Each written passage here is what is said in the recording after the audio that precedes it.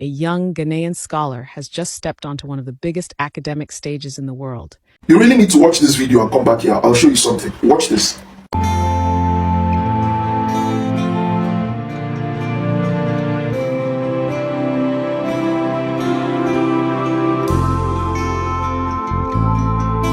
Hello, hi. Breaking news, breaking news. So a young Ghanaian has actually made the motherland Ghana proud, and as well the continent of Africa, because you know what? A win for one is a win for all. Before you go on to say, Chivik, what's up again? See, a young Ghanaian just recorded a Ghanaian man, becoming a very high profile, intelligent, very, very well positioned lecturer, call it teacher in the one and only Harvard University. A young Ghanaian scholar has just stepped onto one of the biggest academic stages in the world, and this is the type of win Ghanaians need to hear about. Ghana's own Elom Tete Tamaklo has been appointed as a graduate teaching fellow at Harvard University. This is one of the highest academic environments, and he is now assisting faculty in global politics, migration, and development. He completed his master's degree in religion, ethics and politics in 2024, and despite the noise and the controversy that followed his protest case on campus, Harvard dismissed the issue and still recognized his brilliance. This is a major achievement, not just for him, but for Ghana. It shows that no setback or attempt to silence young African voices can stop true excellence. My people, this is the kind of accomplishment we need to celebrate. A Ghanaian breaking barriers at Harvard and still standing tall after everything. Let us lift him up and let the world know Ghana is producing intellectual giants. That's all for today. Make sure you like this post, share it with your friends, comment your thoughts, and follow for more updates. Your engagement pushes these positive Ghanaian stories to the world. Guys, is that not a remarkable one? Is that not a significant one? Is that not a very massive win? Tell me. It's only a hater that will say, that's not a big deal. See, I'm not even a Ghanaian. See how excited I am. Talk more about you, a Ghanaian. Please, a round of applause in the comment section. Yes, so welcome back, ladies and gentlemen, boys and girls. We are back at it again with another one. So, as we have rightly seen, this particular one, yes, from the one and only Harvard University, from a Ghanaian making the continent of Africa proud, we'll head off again to see when our one and only Johndramanimahama, His Excellency, His Imperator, did encounter. Yes, he encountered a very popular Nigerian pastor in the Nigerian Christian community. Hallelujah. And coincidentally, by this time last year, I was here, and it was exactly 1 week in the election. I think I'm right. So, this is my congratulations, Your Excellency. God bless you. Amen. Praise the name of the Lord.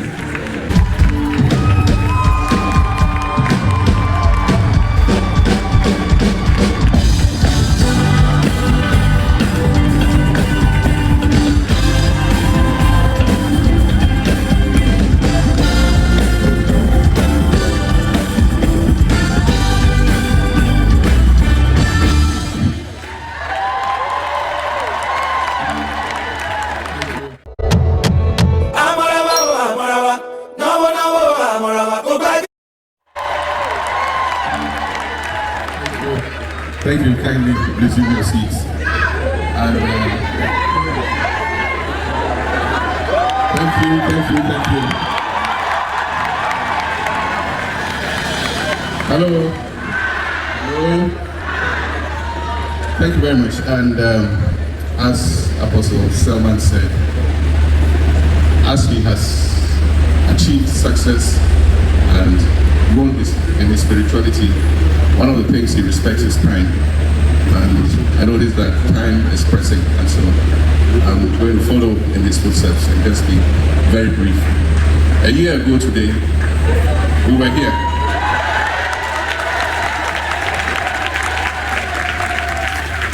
We came to seek the face of God because there was a difficult battle ahead of us. And when Apostle preached and we went through the evening, some things aligned.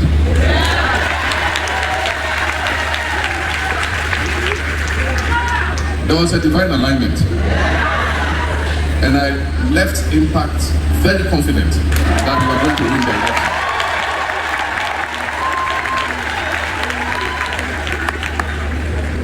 And so, a year after, we are here to seek further alignment.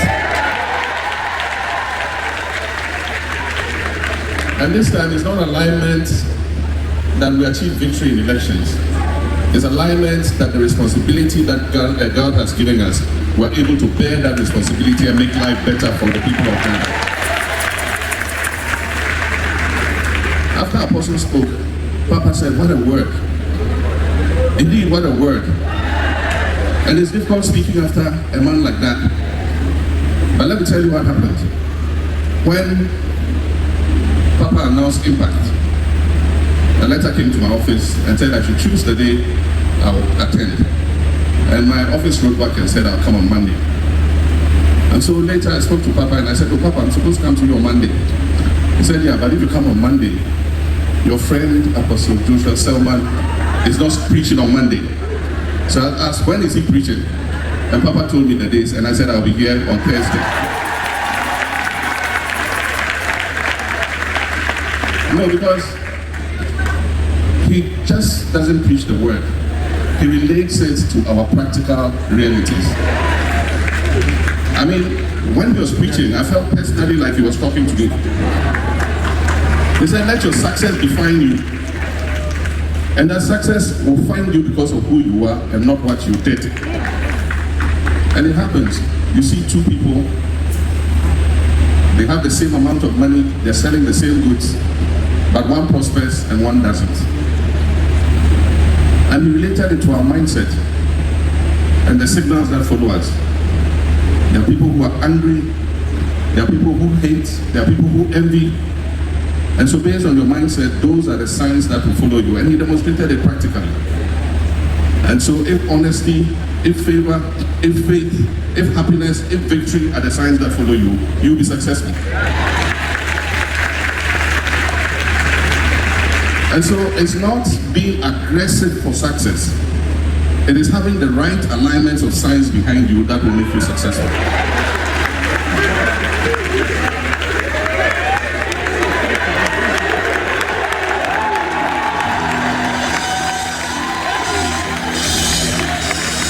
And while he was talking, the thought of Matthew 25 came into my mind.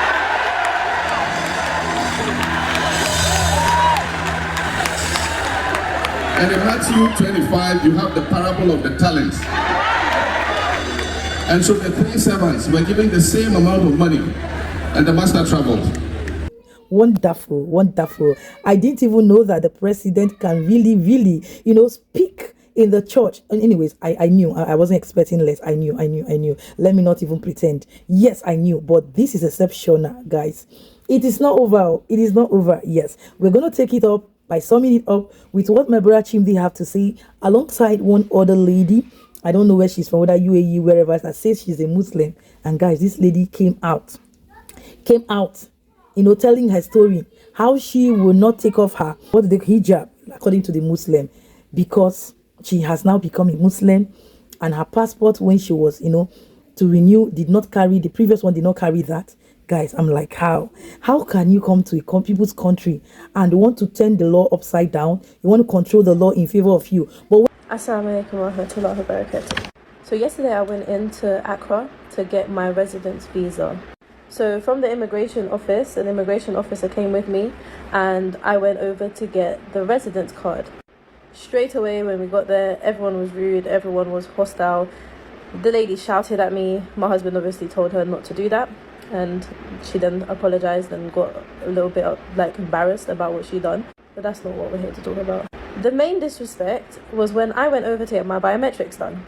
The lady looked at my passport, showed it to her colleague, showed it to her other colleague, and then told me, take off your hijab. I told her, I am a Muslim. It's against my religion for me to remove my hijab in front of people that are not family members. She said, then we will not process your visa, because unless you look like your passport picture, we're not going to take it. The guy then decided to say, why are you even wearing a hijab? You're not wearing a hijab in your passport picture. FYI, the passport picture was taken in 2016. I explained, I am a Riva. I was not born a Muslim. I now am a Muslim. I now wear hijab and I am not going to take it off. This started a whole kerfuffle. The woman who was asking me to remove my hijab because apparently she needs to identify and make sure I look the same had a face mask on and no name tag. So I can even identify her, but she wanted to make sure that I look the same as my picture, even though you can see my face clearly without me having to take off my hijab. I called my husband over. He told them the basic laws, human rights. I'm allowed to wear my hijab, I'm allowed to have a different religion, and I'm allowed to not take it off. And it is a violation for them to ask me to do so. I then said, I refuse to have the visa. Thank you, but I want my money back. They disputed amongst themselves for like an hour and then came over and told me, oh, it's okay, you can take the picture with your hijab on. At this point, it's beyond repair. I do not want to reside with your country anymore. What makes it worse is because Ghana is half Muslim, half Christian. So you have loads of Muslim people here. The main point that I want to make is sisters, reverts, born Muslims, whatever. Do not let society, or anyone for the matter, make you feel like you have to take off your hijab to get something. You don't. That is your protection. Protect yourself. Protect your religion. Stand up for what is right, even if you stand alone. Like, at the end of the day, you wear it for a reason. Remember that. Don't take it off. When we blacks go to this country, you see how they condition or they bend us. And I'm really surprised how the Ghanaian immigration officer could give up on that, give up to that, or give in to that. I wasn't really comfortable. You really need to watch this video and come back here. I'll show you something. Watch this. Wife left you because you became broke. Your name is Peter. You had money. When you became broke, your wife left you. Is that you? Come. What do you do? Welder. Come. Where is she now?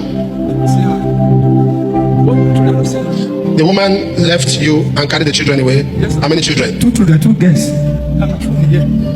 It's my best friend. I'll take her away. Listen, this is. The last one. This is the first one. Divine and Delight. What are the names? Divine and Delight. Okay, this one. Which is the first? This one, Divine. Delight. The second one, Delight. Listen, in whatever you do, keep your friends away from your wife. No friend of yours should have the audacity to just call your wife and just say, I just called to greet you. It's your friend that took your wife. Come. Reverend Father. He's a Reverend Father. Yes, sir. Since last August, next semester, till now, I don't see them. You could give her the belly 4 months and 4 months. He give her belly? He give her belly? It's okay, it's okay. Are you getting wisdom? Don't take friendship into your marriage. Somebody cannot just pick up and say, I just got to check on your wife. The friendship ends that day. Are you following me? Wisdom is very important. Let me pray for you. Kneel down, kneel down. There are good Reverend Fathers. There are good ones. What did you see there? Appalling. Really appalling. But the shocking revelation or the shocking insight I'm going to give to you people, you won't pity this man. You see this man that say, oh, she left me with the Reverend Father. You won't pity him. And then that's when you know that the pastor is also dumb. First of all, let me start by saying this. This is something we see in Nigeria every single time. It's a habit in Nigeria.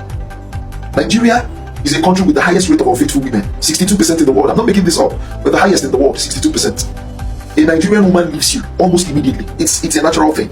And I'll tell you why. And when I tell you why, this is the reason why this man is crying. I'm telling you the truth. First of all, you have to know that, like I said, this is something that Nigerians suffer from every now and then. But in most cases, you'll never see this in Ghana. Why? Because Ghanaians have a superior knowledge, and this is the knowledge I'm about to give to you. South Africans have a superior knowledge. This is the knowledge I'm about to give to you. Listen to this. Listen to this. Secondly, Nigerians had been unable to debunk the reason these things happen, even though it happens all the time. Why? Because Nigerians have very inferior knowledge. And I'll show you now. You see this, pastor? Inferior knowledge. That's why people go to church and you see knowledge. That's why a society is destroyed every single time. And you think there's knowledge there. It's not possible. Why is Nigeria being destroyed? Why is it depleting? Why is it deteriorating? And then you people still think there is knowledge elsewhere. Nigerians are not knowledgeable. Why? Because it is only knowledge that comes to the truth that will set you free. And it's only lack of knowledge that destroys the society. Listen to this. You see this man now? He had wailed. The church had wailed with him, wept with him, comforted him. Oh my God, his wife. Let me tell you, if you don't know what I'm about to tell you right now, if you like, go listen to a man that told you, don't let your wife come closer. I agree. But don't let your friend come closer to your family. How many people let their friends come closer to their family? Yet, your wives still follow those friends. How many people? It is your wife that will contact that your friend. If you don't know what I'm about to tell you right now. In fact, your wife might even follow your father. It might even be your father or your brother or someone else. It's not about not letting your friend come closer to you. It doesn't have to be because you're protecting yourself, you're protecting your wife from your friend, that you wouldn't want your friend to come closer. But listen to me and get knowledge. You see this man you're seeing right now? The pastor has said that the wife left this man because he's broke. He got broke. That is a lie. You see, when you come into a society that's everything, their standard of living is how much money you've got. If you're a good husband, it's about how much money you've got. Good son, how much money you've got. Good relative, how much money you give. Good child, how much money. Good parents, how much money you give. It becomes a woeful thing because they will never know anything. If it is only money, how to make money that you know, you can look at Nigeria. Which other society makes money than Nigerians? But they are the most ignorant sets of people in this world. That's why the society is destructive. It's the pity. Let me teach you something you don't know. This woman never left this man because this man got broke. This woman left this man because she never ever loved this man. And this man used money to manipulate her into marrying him. A lot of you will say, isn't the woman a human being? How can she be manipulated? Let me tell you something you don't know. Listen, write this down. A woman cannot separate gratitude. A woman cannot separate attraction because of appreciation and attraction because of affection. A man can do that. When they say a woman is a weaker vessel, that's what they mean. She doesn't have the ability to say, oh, you did something for me, oh, thank you so much, and she walks away. You keep doing something for her, she begins to feel that she's attracted to you. She feels his attraction by affection. She feels she's affectionate to you. She doesn't know attraction by appreciation. Just appreciate her. Appreciate the person. Thank you so much. A man can do that. That I appreciate you does not mean I like you. It's when they delve into that relationship that they begin to realize that they actually never like this man because it's their testosterone working against them. And Nigerian men like to cash into this, knowing that our women don't know these things. So they keep on, if they want something from you, they will keep on using that gift to manipulate you. It works on women naturally. But it will be a woe unto you afterward. So this man, go and inquire. When he was doing well, they will never tell you what happened before the relationship. They will never tell you how they acquired the woman. They will never. They will be doing odogu there. Odogu, I have money, and the woman will. They will use money to lure, to manipulate the woman because it's a natural thing, and they will use that weak point. It is the weakness of a woman. But that weakness, if you catch on it, it will destroy you later on. These are the things most people. In case you don't, is this thing making sense? A lot of chains are being broken. Information. A lot of chains are being broken. Let it that has ears know. Before we attend to this Muslim lady, I want to really say Chimdi.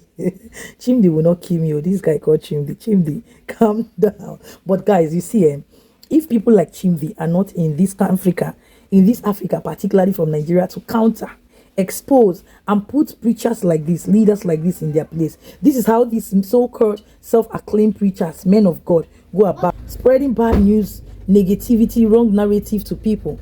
And at the end of the day, you will be shocked the way these things will sell.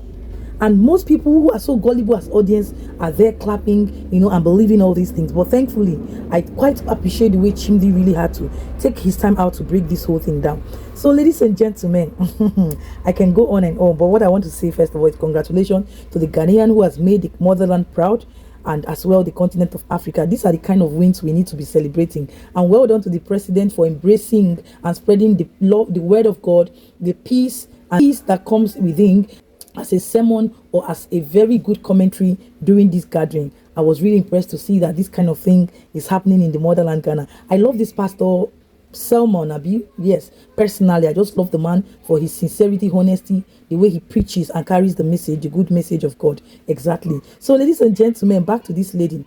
I really want to say that you see characters like this and behavior of foreigners in Ghana or any African country should not be encouraged. If we are fighting and correcting ourselves to do better, so no foreigner should come from any country whatsoever to come and tell us what to do in our country, not even my own motherland Ghana. Don't dare it. How will you tell the immigration that you cannot take off your hijab? Like how? It doesn't even make any sense. When you go to people's country, you respect it. So is it that taking off that thing it's now going to change the whole thing? Because I don't know how this whole what's it called, religion of a thing really works. I don't know, and I don't even understand why it should be like this. Anyway, guys, if you understand what played out here, throw more light. Let's understand these things, right? Thank you so much for listening and watching, staying patiently to the end. This is me keeping it real, happy and safe. I will see you in the comment section. Bye, guys.